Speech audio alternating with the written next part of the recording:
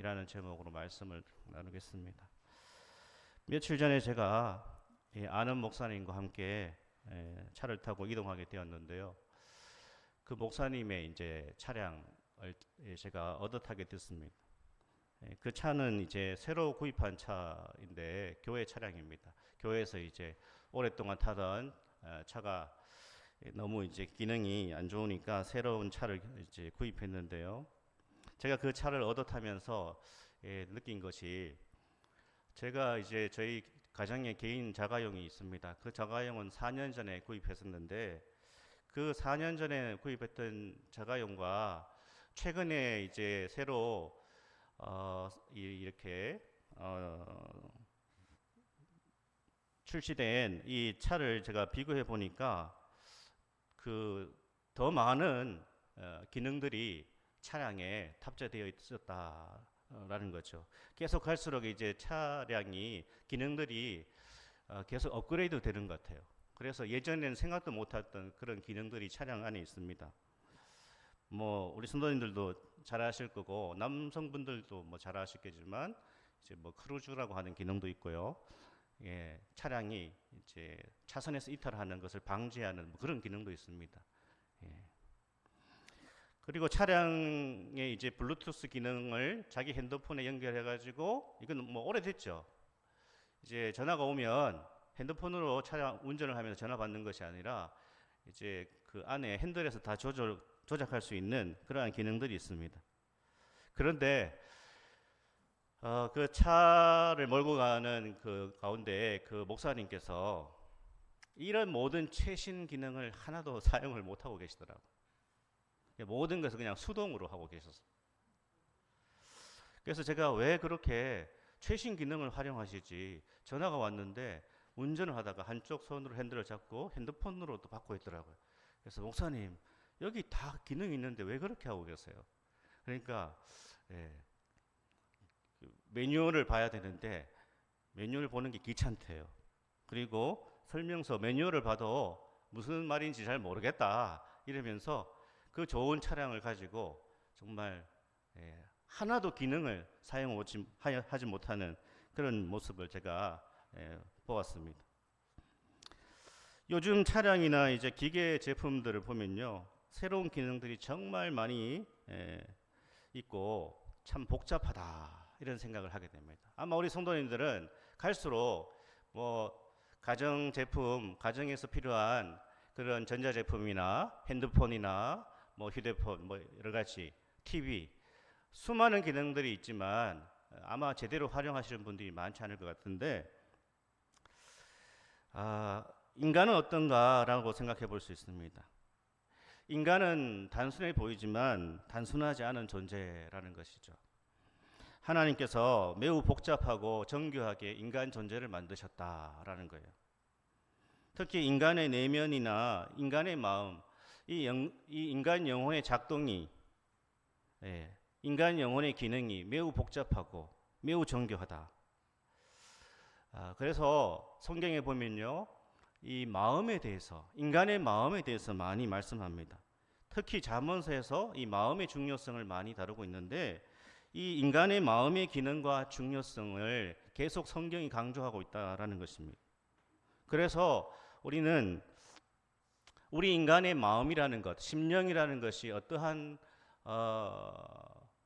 기능을 하고 있는가라는 것을 잘 이해하고 깨달아야 우리의 삶과 우리의 신앙이 새로워질 수 있다라는 것입니다. 특별히 인간 존재의 근원이라고 할 수 있는 이 마음을 잘 다스려야, 마음을 잘 경영해야 우리의 삶이 하나님 앞에 바로 서게 되고 또 행복한 삶을 영위할 수 있다라는 것입니다. 그래서 이 잠언에서 특별히 마음을 강조하고 있다는 것이죠. 자신의 마음을 어떻게 관리해야 되는가? 그 마음에 무엇을 채우고 무엇을 비워야 되는가? 이게 중요하다는 거예요. 우리의 마음에 무엇을 채워 나갈 것인가? 우리의 마음에 무엇을 계속 비워 나가야 될 것인가? 우리 마음 중심에 무엇이 자리 잡고 있어야 되는가라는 것을 말씀하고 있습니다. 무엇보다도 우리 마음을 하나님이 다 알고 계신다고 하는데, 우리 15장 11절을 한번 보실까요? 오늘 15장 11절 한번 읽어보겠습니다. 스올과 아바돈도 여호와의 앞에 드러나거든 하물며 사람의 마음이리요. 스올과 아바돈은 지옥이나 지하 세계를 뜻합니다. 그러니까 가장 깊은 심연이죠. 심연. 이 가장 깊은 것도 하나님이 다 파악하고 계신다. 그런 뜻이죠. 그러니까 인간의 가장 깊은 곳은 마음이겠죠. 심령입니다. 하나님께서 우리의 마음과 심령의 깊은 곳에 있는 것을 다 알고 계신다. 그러니까 하나님 앞에 감출 것이 없고 하나님 앞에 감출 수도 없다라는 뜻이겠죠. 하나님은 우리의 마음을 뭐 하시는 분이다? 감찰하시는 분이시다. 하나님은 우리의 중심을 보시고 우리의 마음을 보고 계신다. 저는 우리 성도님들의 보이는 것을 보고 있지만 하나님은 우리의 마음과 심령을 지금도 보고 계시는 줄 믿습니다. 아멘. 우리는 그래서 하나님 앞에 우리의 마음을 잘 알아야 되고 우리 마음을 잘 경영해야 된다. 마음의 악을, 마음의 죄악들을 제거하여서 하나님이 주시는 참된 복을 누려야 된다라는 것이죠. 자, 그러기 위해서 우리가 첫 번째는 마음의 즐거움을 추구해야 된다는 거예요. 거기 한번 적어보세요. 주보에 마음의 즐거움을 추구해야 된다. 자, 우리 13절을 한번 다시 읽어보겠습니다. 13절 말씀. 마음의 즐거움은 얼굴을 빛나게 하여도 마음의 근심은 심령을 상하게 하느니라. 아멘. 이 말씀은 사람의 내면이 어떻게 해요? 그의 외면에 나타나게 된다. 그런 뜻이죠. 그러니까 그 사람의 외면은 그 사람의 내면을 대변하고 있다. 그런 뜻입니다. 우리 마음이 우리 행동에 영향을 준다라는 거예요. 마음의 근심이 결국 이제 영향을 주는 것인데 이 근심과 고통이라고 하는 이 마음 배후에는 또 상한 심령, 상한 영혼이 있다라는 것인데 사람이 마음이 즐거우면 표정도 밝아지죠. 여러분의 마음은 어떻습니까? 마음이 즐거우십니까? 네. 사람의 마음이 즐거우면 얼굴도 밝고 근심이 있을 때 얼굴이 어두워지죠. 얼굴뿐 아니라 심령도 상하고 영혼도 상처를 입습니다. 그래서 마음이 중요하다, 심령이 중요하다. 영어 성경에 보니까 이렇게 번역했습니다. 마음의 고통, 발음하지 않겠습니다. 마음의 고통은 영혼을 부서지게 한다. 마음의 고통은 삶을 우울하게 만든다. 우울한 마음은 삶의 모든 의욕을 상실하게 한다. 그렇죠. 사람이 마음이 상해버리면 의욕이 상실돼요. 하기가 싫어요. 왜? 마음이 다쳐가지고. 그래서 마음 상태에 따라서 인생이 달라진다는 것입니다. 우리의 마음에 따라 인생이 불행으로 느껴지기도 하고요. 인생이 행복하게 느껴지기도 하는 것이 바로 마음에서 시작된다라는 거예요. 그러니까 우리 인생이 즐거우려면 어떻게 해야 됩니까? 우리 인생이 즐거우려면 마음을 잘 관리해야 된다라는 겁니다. 어떻게 해야 되죠? 마음이 상하지 않고 심령이 상처 입지 않으려면 어떻게 해야 됩니까? 우리의 마인드를 긍정적으로 바꾸는 훈련을 계속해야 된다. 아멘이세요? 아멘. 그냥 저절로 되는 게 아니라 마인드를 긍정적으로 바꾸려는 훈련을 계속해 나가야 돼. 그리고 주변의 긍정적인 사람들과 좀 가까이 하셔야 돼. 왜냐하면 인간은 환경이나 타인의 말에 영향을 많이 받아요. 그래서 참 부정적인 사람과 가까이 많이 하면 자기도 모르게 마음이 힘들어지고 다운되죠. 동일한 상황에서도 사람의 성향에 따라 또 해석이 달라집니다. 어떤 사람은 동일한 상황을 보고 부정적으로 보고요. 또 부정적으로 말합니다. 어떤 사람은 긍정적으로 보고 긍정의 말을 합니다. 안 된다, 죽겠다, 망하겠다 이런 말을 입에 달고 사는 사람, 그런 사람 같이 있으면 정말 마음이 어두워집니다. 15장 4절로 한번 가실까요? 앞에 15장 4절 뭐라고 하죠? 우리 한번 읽어보겠습니다. 온순한 혀는 곧 생명나무지만 패역한 혀는 마음을 상하게 하느니라. 아멘. 패역한 혀. 여러 가지 의미가 있지만 부정적인 말이에요. 그러니까 이 부정적인 말, 이 말은 마음이 연약한 사람에게 더 깊은 상처를 줄 수밖에 없어요. 더 삶을 우울하게 만듭니다. 내가 힘들어가지고 전화를 해가지고 내 힘든 걸 얘기하려고 하는, 저쪽에서 더 힘든 얘기를 하는, 어떤 사람 만나가지고 참 내가 마음이 좀 힘들어가지고 얘기를 하려고 하는데 그 사람 더 막 우울해요. 예민한 마음을 가진 사람들 더 쉽게 상처를 입죠. 그래서 우리는 저 사람이 참 예민한 사람, 마음이 약한 사람, 강한 사람인 것을 잘 파악하고 될 수 있으면 마음의 상처를 잘 받는 사람이거나 예민한 사람에게는 부정적인 말을, 부정적인 얘기를 가급적 안 하기 위해서 노력을 해야 되죠. 너무 상처를 잘 받으니까, 마음이 약하니까. 가나안 정탐꾼 10명이 부정적인 말을 했습니다. 그 땅에는 안악 자손이 있고 우리는 메뚜기에 불과하다. 이제 죽었다. 이제 망했다. 이런 말들을 통해서 이스라엘 전체의 낙담을 가져왔다고 하지 않습니까? 오병이의 기적 사건에서 제자들이 했던 말도 부정적인 말이었죠. 오병이여, 보리떡 5개와 물고기 2마리를 어떻게 이 수천 명을 먹일 수 있습니까? 말도 안 되는 소리 하지 마세요. 현실적으로 볼 때에 말이 안 되는 거죠. 오병이어 역사. 예수님 현실적으로 말도 안 되는 얘기를 왜 하십니까? 오병이어로 무슨 수천 명을 먹입니까? 주님 정신이 있으십니까? 이렇게 말하는 것 똑같아요. 하지만 그 상황에서도 우리 예수님이 원하시는 것은 긍정의 마음이고 긍정의 말이었다라는 겁니다. 안 좋은 말하는 습관을 우리가 버리는 훈련을 해야 돼요.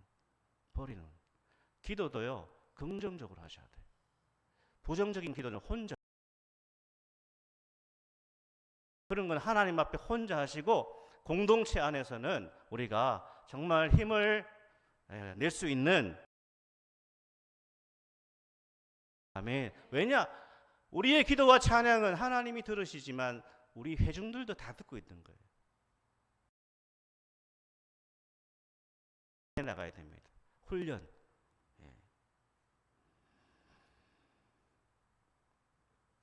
여호수아와 갈렙처럼 하나님이 함께 하시면 가나안을 정복할 수 있다. 예수님이 축복하시면 오병이의 역사가 일어날 수 있다. 이렇게 생각하고 말하는 것이, 여러분의 마음이 흘러가는 것을 잘 보셔야 돼요. 내 마음이 어디로 흘러가고 있는가. 이 땅을 살아가는 그리스도인은 이 세상의 정치 판도만 생각하는 게 아니라 우리의 마음이 어디로 흘러가고 있는가, 내 마음이 지금 어디로 흘러가고 있는가, 이거를 유념해. 엉뚱한 곳으로 흘러간다는 말이에요. 예배 시간에도 내 마음이 지금 어디로 흘러가고 있지? 온갖 세상의 근심 걱정 방치하면 떠내려 간다는 말입니다. 그래서 내 마음이 흘러가는 것을 잘 지켜봐야 됩니다. 마음이 부정적이고 비관적으로 지금 홍수에 쓸려가고 있습니다. 그런구나. 우리의 재산과 같은 소가 떠내려가고 가축이 떠내려가고, 만약에 정말 자식이 떠내려가고 있는데 그냥 관망하고 있을 사람이 있습니까? 우리는 우리의 마음이 부정적이고 비관적으로 흘러갈 때 그냥 두면 안 되고 그 순간 기도하면서 붙들어야 되겠죠. 주님, 일어나지 않은 일에 대해서 미리 말하거나 생각하지 않도록 도와주십시오. 저는 연약합니다. 저는 너무나 연약해가지고 일어나지 않은 일도 항상 부정적으로 생각하고 말하는 버릇이 있습니다. 주님, 제 마음과 생각을 붙들어 주십시오.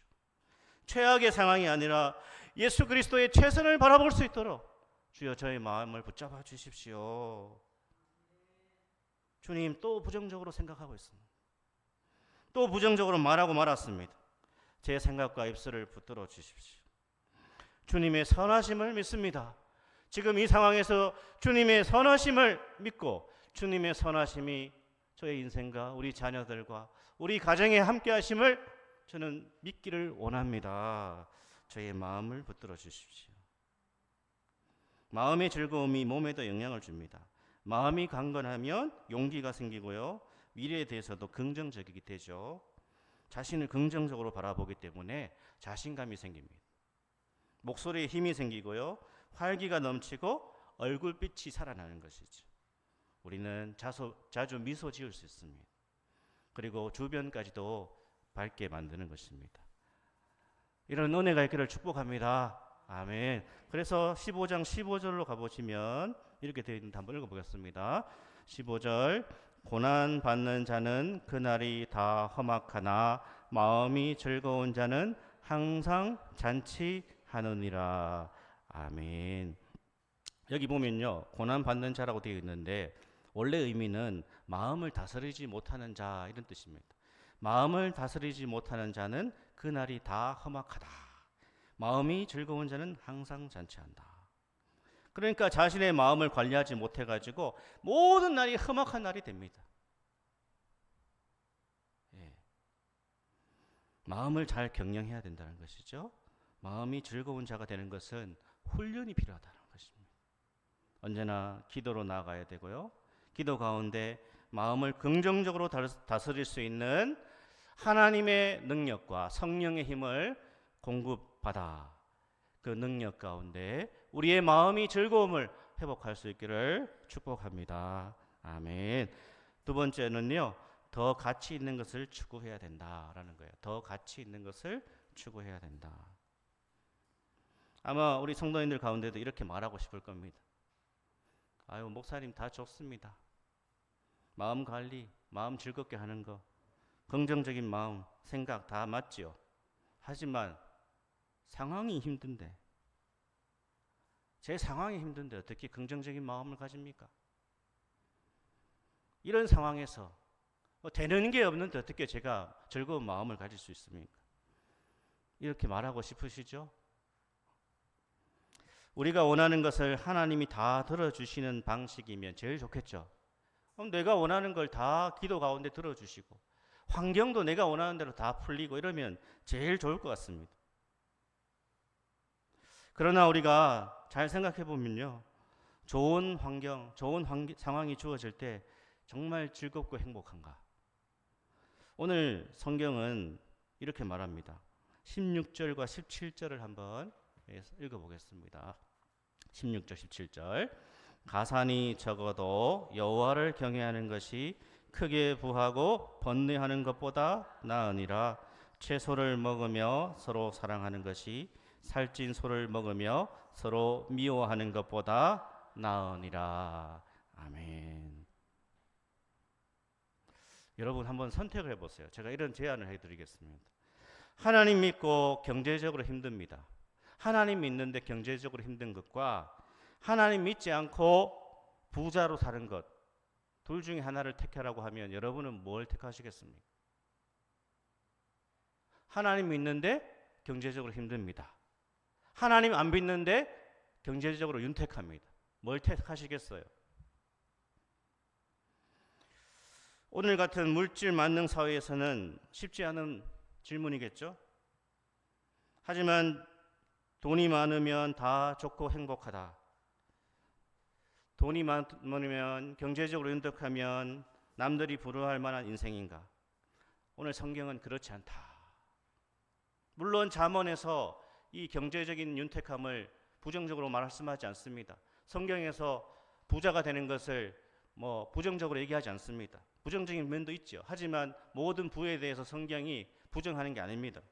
잠언에서는요, 부자, 경제적인 여유를 부정적으로 보거나 죄로 여기지 않습니다. 그럼에도 하나님 없는 부, 하나님을 경외하지 않는 그 부는 오히려 고통이 될 수 있고 불행이 될 수 있다라고 말씀합니다.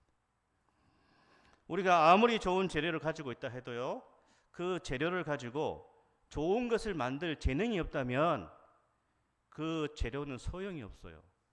그렇죠? 너무 재료가 좋습니다. 그런데 그 재료로 엉망진창 요리를 만든다면 그 재료가 무슨 의미가 있습니까?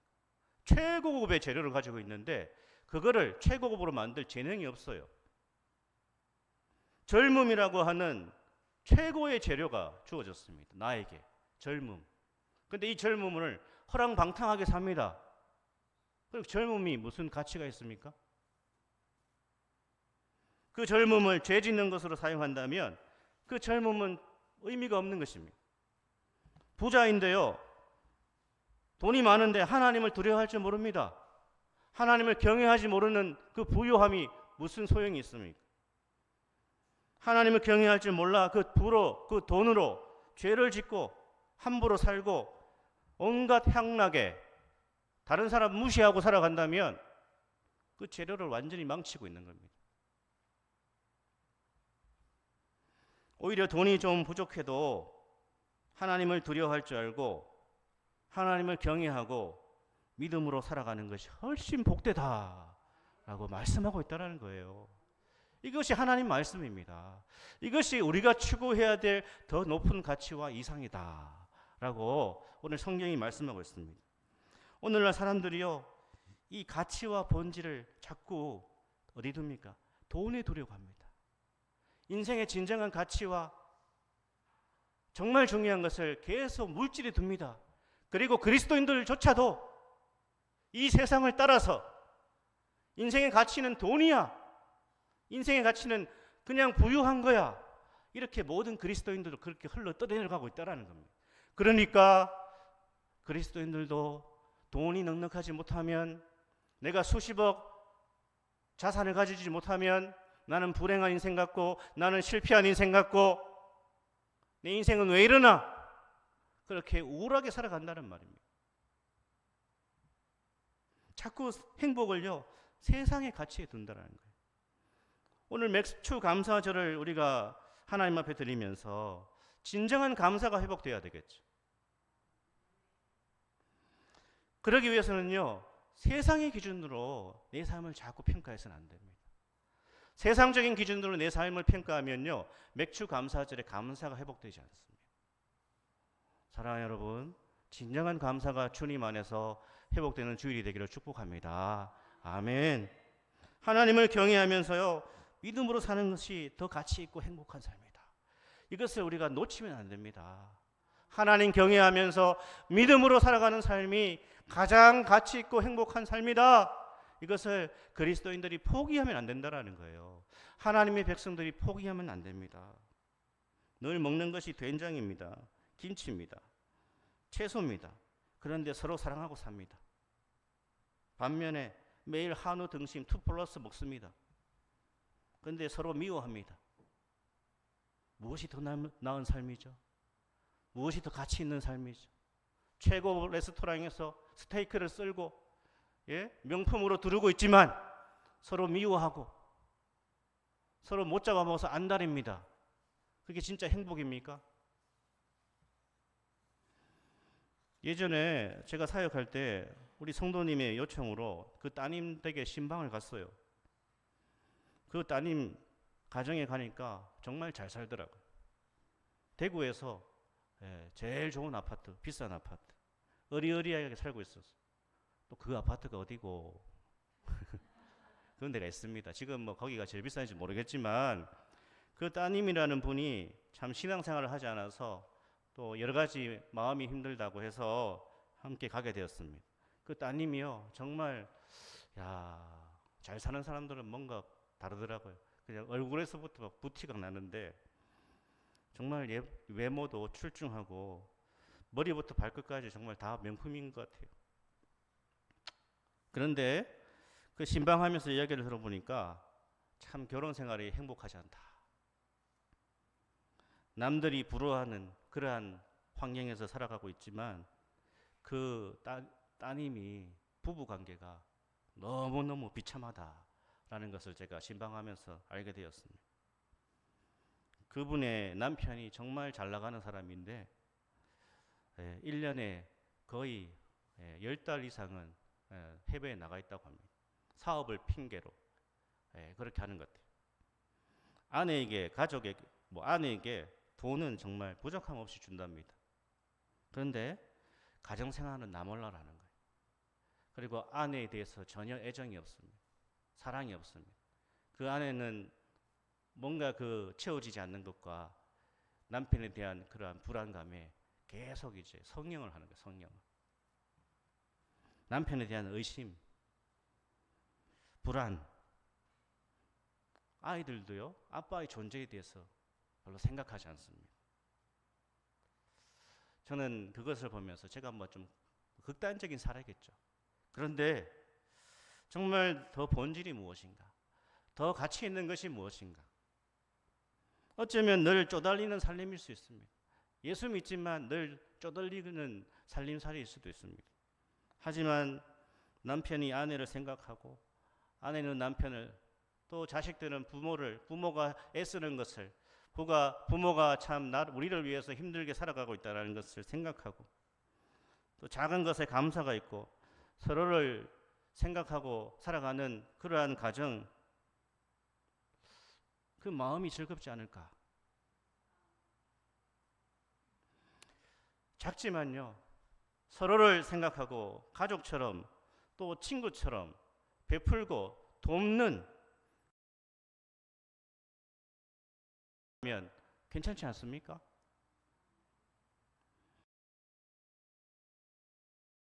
또 보니 슬픔 많은 이 세상도 천국으로 화하도다.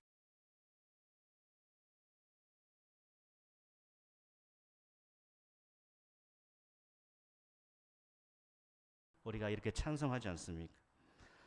사랑하는 성도 여러분, 우리의 마음이 더 가치 있는 것, 정말 인생의 본질을 추구할 때에 우리의 마음이 파티가, 잔치가 열릴 줄 믿습니다. 아멘. 더 소중한 것과 더 가치 있는 것을 놓치지 않는 그러한 인생이 되기를 원하는데요.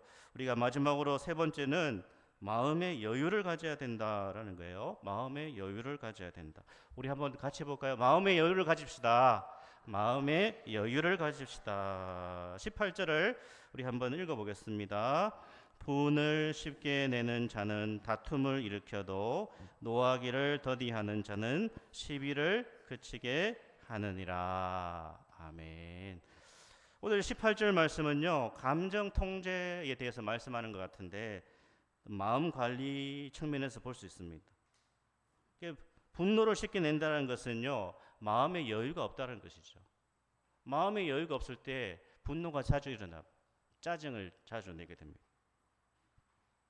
마음의 여유가 없을 때 우리는 다른 사람의 어떠한 부족함에 대해서, 다른 사람의 미숙함에 대해서 바로 반격을 합니다. 왜? 마음의 여유가 없어서요. 하지만 우리가 그렇게 바로바로 다른 사람의 연약함과 부족함에 대해서 바로바로 반격할 때에 관계가 악화되죠. 물론 생각처럼 쉽지 않습니다. 하지만 우리가 더 깊어지면 마음의 여유를 가지게 된다라는 거예요. 마음의 여유가 있으면요, 문제가 더 커지지 않는다라는 거예요. 마음의 여유가 있을 때에 그래서 시비를 그친다 하는데, 우리 16장 32절 저 스크린에 찾아놨는데 한번 읽어보겠습니다. 노하기를 더디하는 자는 용사보다 낫고 자기의 마음을 다스리는 자는 성을 빼앗는 자보다 나으니라. 25장 28절 한번 읽어보겠습니다. 자기의 마음을 제어하지 아니하는 자는 성읍이 무너지고 성벽이 없는 것과 같으니라. 아멘. 하나님의 사람들은 세월이 지나갈수록 다듬어져야 가, 깊어져 가야 된다는 거예요. 우리는 답답한 일, 화나는 일, 짜증나는 일이 생길 때에 하나님 모르는 사람들과 다르게 그 모든 상황들을 해결해 나갈 수 있어야 된다. 이것이 하나님의 사람들이 깊어지는 것이다. 하나님의 사람들이 다듬어져 가는 것이다. 우리는 다듬어져 가고 있습니까? 우리는 예수 믿은 그때부터 지금까지 얼마나 우리가 다듬어져 가고 있습니까? 하나님 앞에 나와 어떻게 해야 됩니까? 자주 엎드려야 되는 거예요. 그래야 우리의 마음이 다듬어져 가고 우리가 깊어질 수 있습니다. 답답한 가슴으로 하나님 앞에 소리치고 오랜 시간 깊이 생각하고 기도하면서 우리의 마음을 계속 다스려 나갈 때에 우리가 깊은 사람이 되는 거예요. 우리가 다듬어져 가게 되는 거예요. 저에게도 그런 훈련이 필요해요.